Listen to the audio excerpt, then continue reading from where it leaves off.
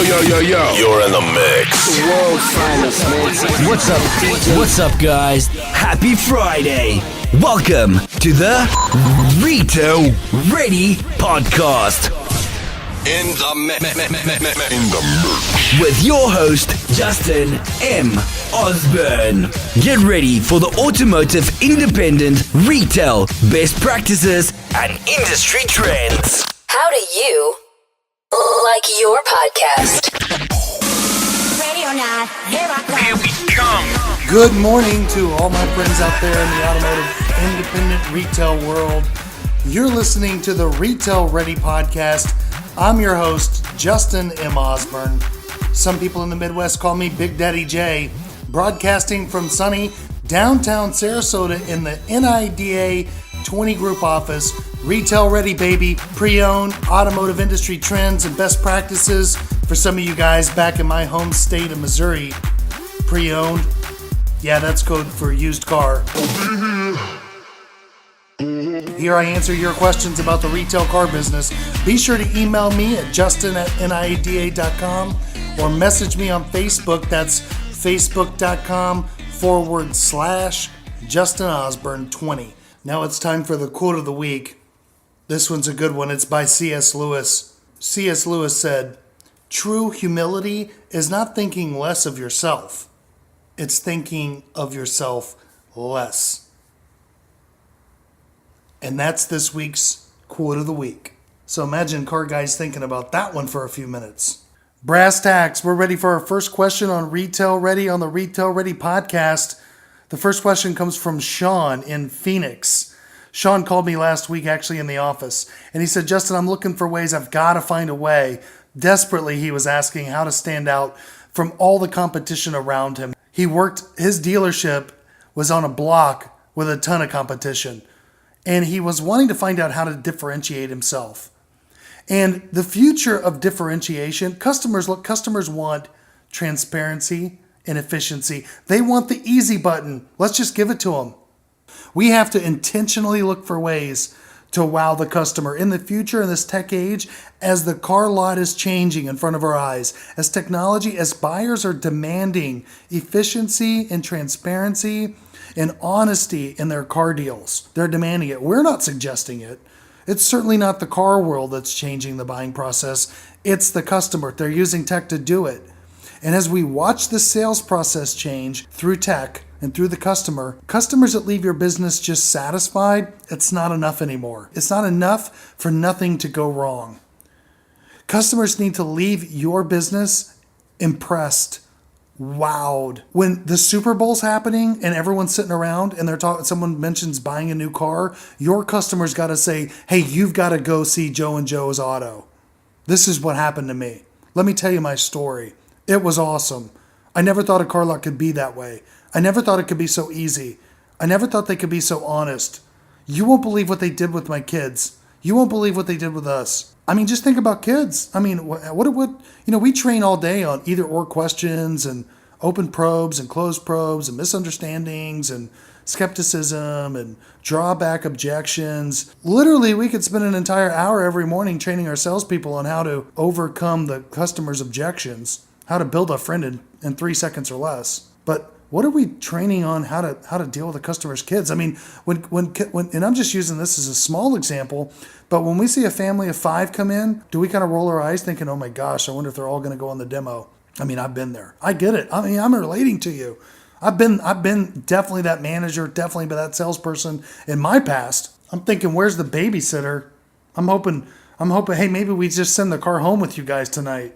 Come back tomorrow. What time do your kids go to school? But guys, that's what the customer doesn't want. Look, their kids are the most important thing to them in the world. What about training our salespeople to get down on a knee and talk to those kids at eye level? Maybe having some stuff prepared, intentionally designed to give to the kids. Maybe a kid program. It doesn't have to be complicated, but maybe we've got some balloons we can blow up.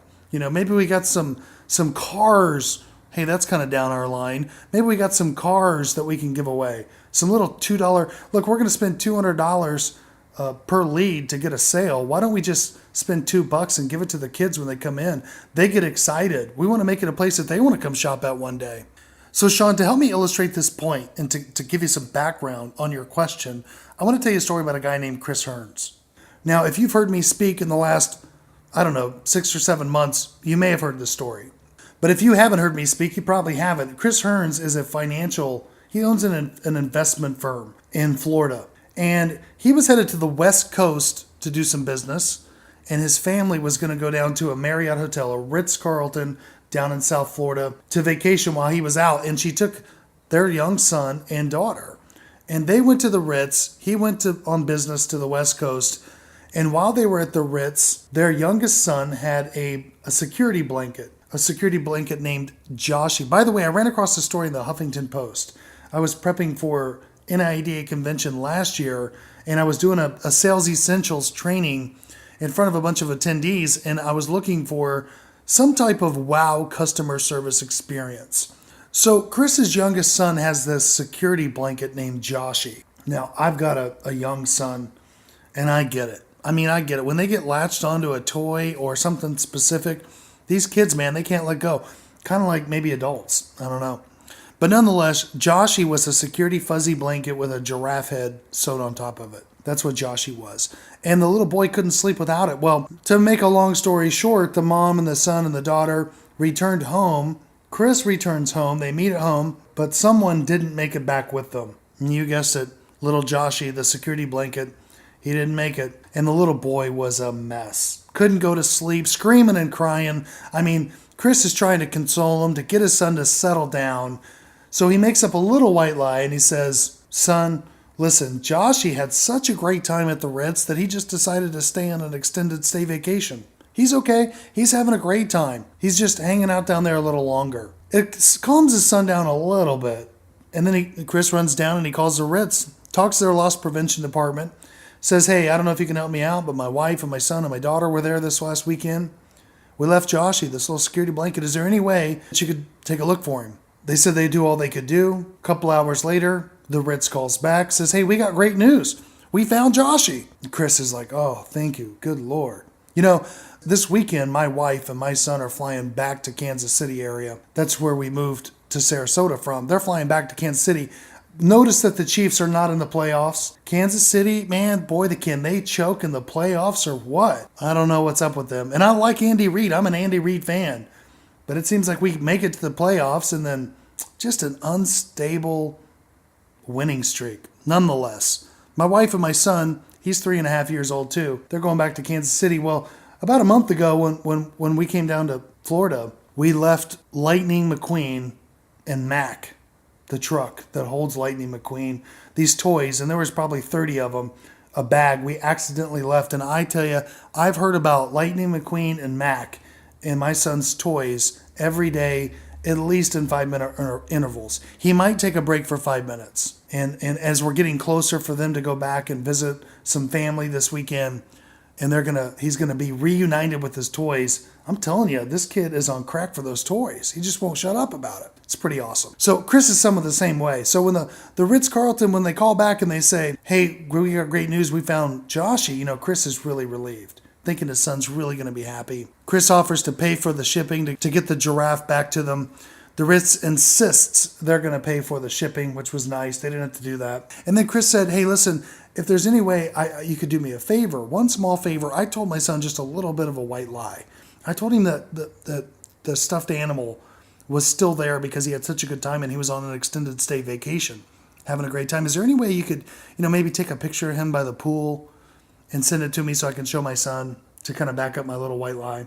The loss prevention rep said, "We'll see what we can do." And a couple days later go by, there's a box at the door. Chris opens the box, takes Joshy out, gives it to his son. His son's ecstatic, running around. It's like Christmas is here. Just super excited. But below Joshy was some memorabilia, some Ritz-Carlton memorabilia, like footballs and frisbees and, some fun stuff like that, some balls.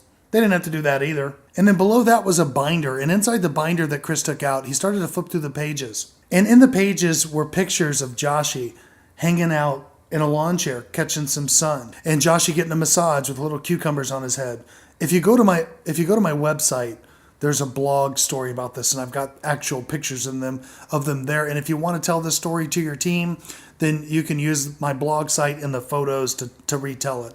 That's at justinosburn.com. That's osburn.com. So there's a picture of Joshy laying in a lawn chair, getting a massage. He's got a job while he's there, so he's sitting in the control room in front of the surveillance cameras. And they made him a little employee badge, so he's official with his picture on it. And then there was a photo of him in a golf cart running down the beach, having a good time. There was a picture of Joshy with a bunch of other stuffed animals.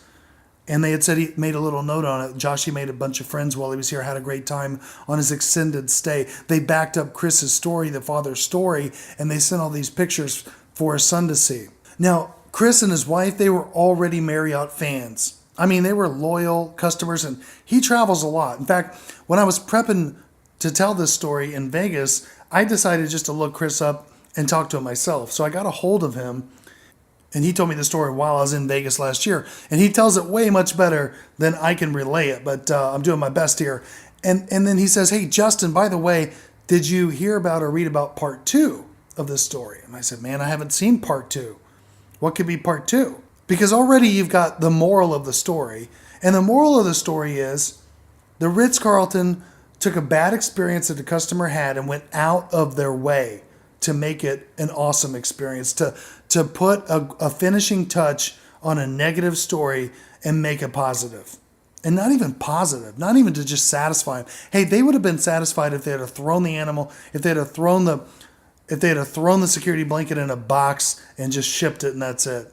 But they sent extra stuff. They took all these pictures. What did that cost the Ritz? I mean, like in dollars, like maybe $20 or $30 for the overnight. Maybe some employee time to put the animal in there, to look for it, to find it. And then, a little bit of employee time to take the pictures, to take the photos, upload them, print them off. So that's enough. I mean, most businesses would not do that. Think about it. Would yours? Would I? Would mine? So he tells me, hey, there's a part 2 to the story. And I said, well, what's part 2? He said, well, to make a long story short, we went to another brand hotel a year or two later. And the same thing happened. He said, you'd think after all this crazy story and Joshy and losing him and the Ritz, you'd think my son would tie a leash around the neck of that security blanket and never let it go. But we went to a different brand hotel, and he told me, he said, not that a non-Marriott hotel is bad because of this. He said, we just happened to go to a non-Marriott hotel, and we lost Joshy. And it was a couple hours from the house. They couldn't find him. My wife called a couple of weekends. She even ran up there. A 2-hour drive one way, looked for Joshy, couldn't find him herself, went and looked for him himself, did that a couple of times, multiple calls, I couldn't find him, he was lost forever. He said, but then we went back to the original Ritz that this story happened at a few years later. Chris's son at this point is probably 8, and his sister is down talking to the ladies at the spa, just casual conversation, and somehow she talks about her baby brother and how baby brothers can be, and how he lost his little security blanket at that hotel, years ago. And the lady at the spa said, are you talking about Joshy? And Chris's daughter looked at her confused and was like, well, yeah. And she goes, do you know who Joshy is? And the lady at the spa at the Ritz said, we all know who Joshy is. Who doesn't know Joshy? He's like a staple around here. We have trainings about Joshy. We joke about Joshy. She goes, Joshy's a big deal around here. And Chris's daughter was shocked. And then Chris's daughter, check this out. Chris's daughter told the lady at the spa, she said, yeah, it was such a cool experience. And they talked about it for a minute. And then Chris's daughter said, well, then we went to a different hotel a year or two later.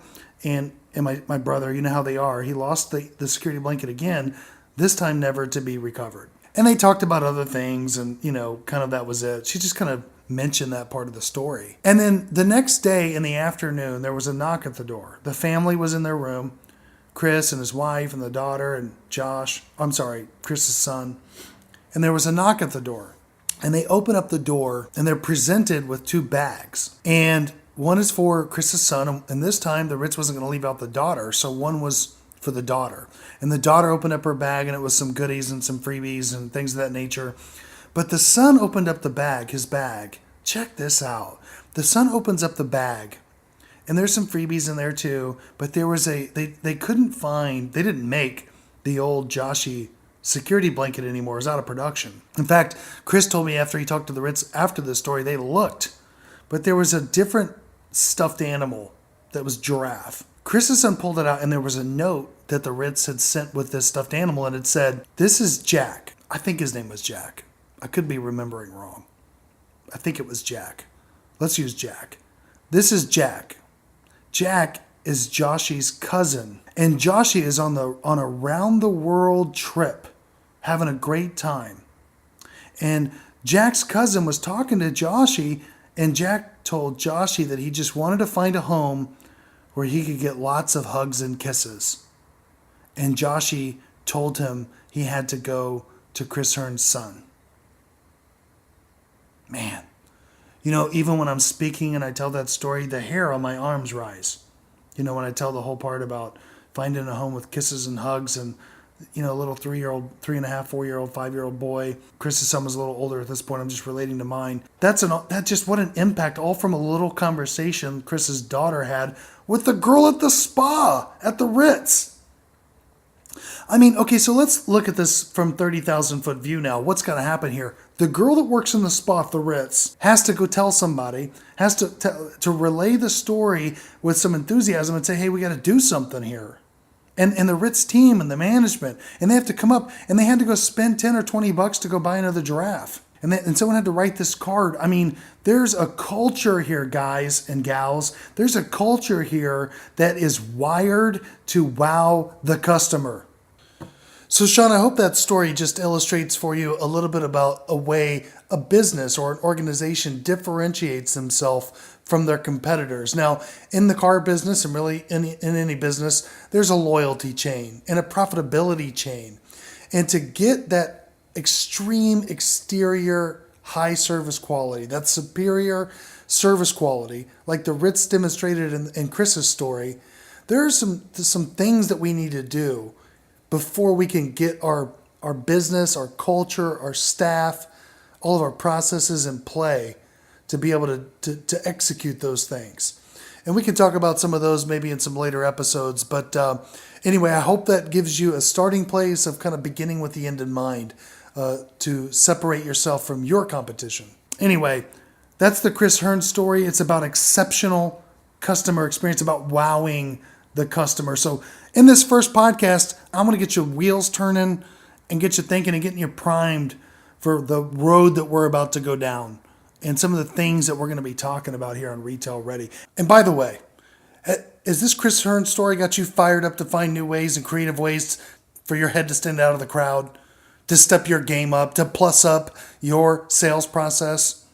Or you wanted to sell more cars and earn more money? Sales Essentials, guys and ladies, that's where it's at. It's the training of the future. It's the sales process of tomorrow. It's a one-day live workshop. I host it, and the next one on the calendar, it looks like, is Wednesday, April the 18th. It's in sunny Sarasota, Florida.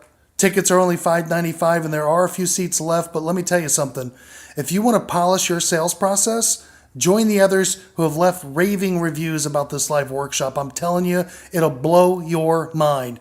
You can get tickets at NIDARetailtraining.com. Check it out. You got to be there. So this is Super Bowl weekend, and you're probably on your way to the lot this morning with your hot cup of black coffee and a styrofoam cup and ready to jam out today, tomorrow, break some records, move some lead, press some flesh, have a great couple of days, and then get to Sunday.